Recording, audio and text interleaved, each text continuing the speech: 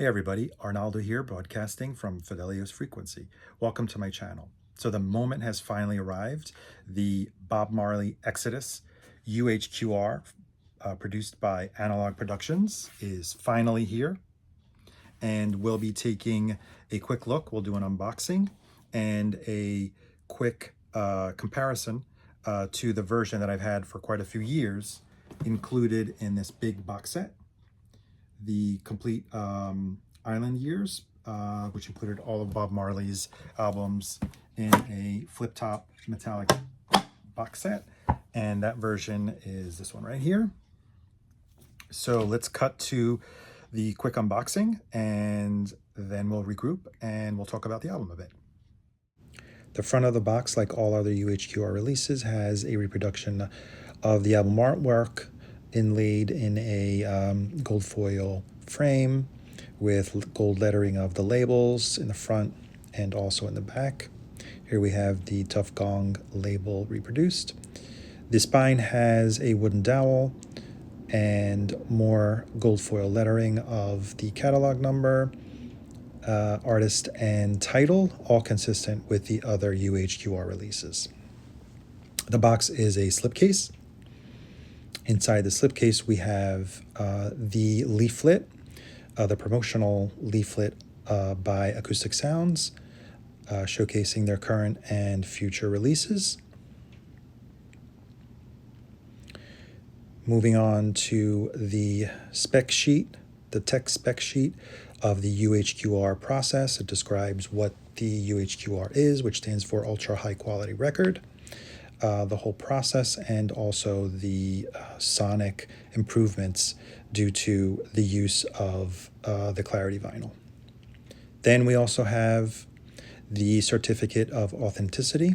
This tells us that it is a limited run of 3,500 pieces. And we also have an 8-page booklet with pictures of Bob Marley, credits regarding the mastering of this release, which is a AAA release, meaning that it was cut from the original analog tape. A very insightful essay giving us context of the recording of this album. And then you'll see the jacket, which is presented in a gatefold version, as opposed to the original and all subsequent releases, which I believe are all in a single sleeve. Nice gold finish with embossed lettering in the front. The inside of the gatefold reproduces the actual inner sleeve from the previous releases, and the rear also shows that there is some embossing detail. As you can see, the record vinyl is packaged separately to prevent any seam splits. The original Tough Gong label is reproduced on this beautiful Clarity vinyl, a special formulation. And I have to say that it is perfectly flat and no pops or clicks and dead silent. So since I received it yesterday, I had a chance to listen to the Analogue Productions UHQR version 3 times. I also, of course, pulled out the 2015 version that I already had.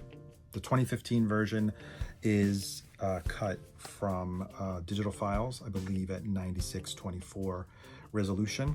And I have to say that it is a pretty good copy, pressed really well, very quiet vinyl.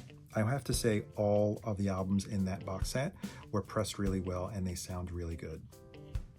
And I was very satisfied with that box set and with the sound of it until actually Rastaman Vibration, which I also purchased from the UHQR series, came out, and I noticed the significant improvement already on that release.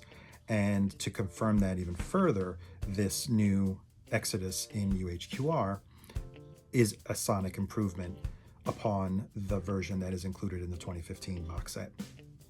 So I took some notes as I was listening to the UHQR, and here are my impressions of what I was able to notice and what came from the comparison between these two copies that I have. Starting off with the first song, Natural Mystic, I noticed immediately that the bass on the UHQR is a lot tighter bass. It's not as bloated as the version in the 2015 box set. And another thing that is throughout the entire record is the depth of the soundstage is so deep, and it affects almost all of the instruments.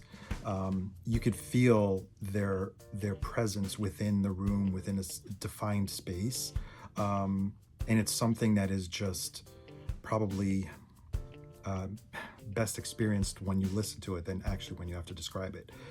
But starting off with Natural Mystic, as I said, a tighter bass versus a more bloated bass that was in the 2015, and the depth of the electric guitar is quite impressive.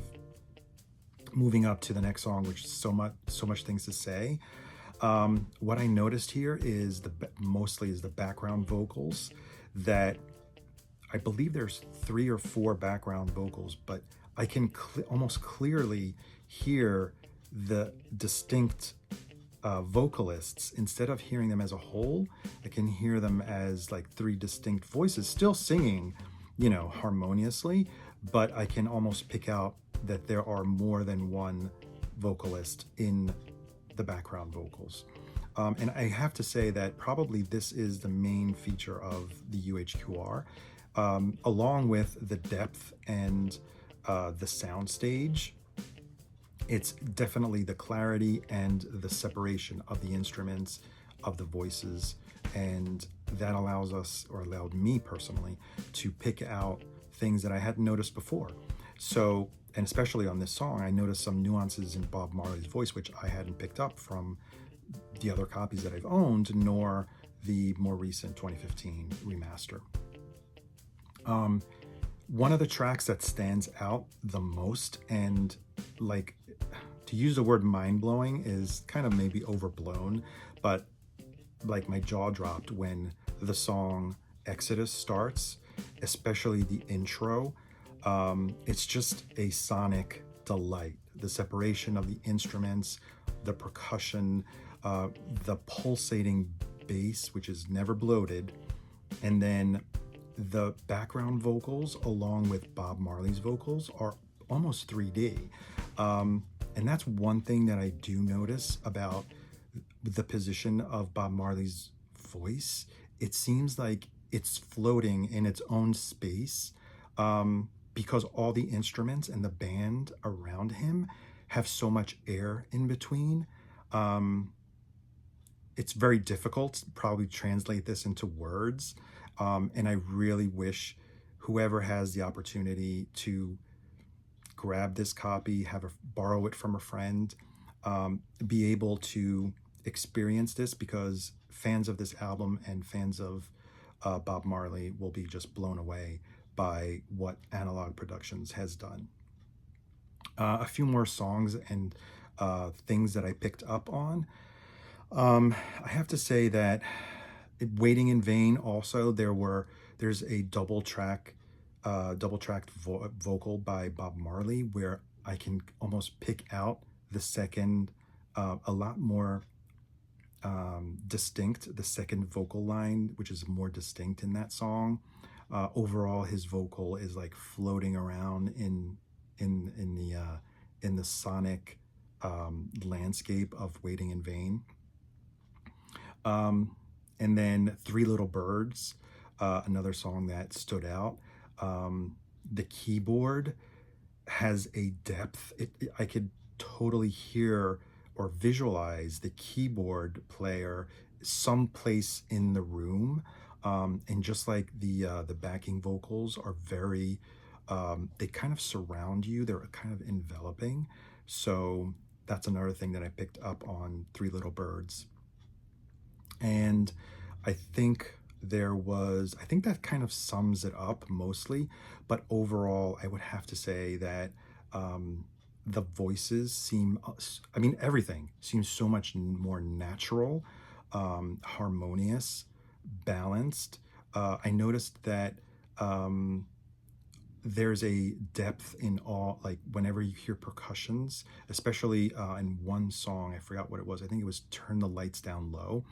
There's a percussion that comes out of the left speaker, and it actually seems that someone is playing that percussion in the room. That's how real it feels. So I guess that I hope I was able to kind of like give you the idea of what this record sounds like.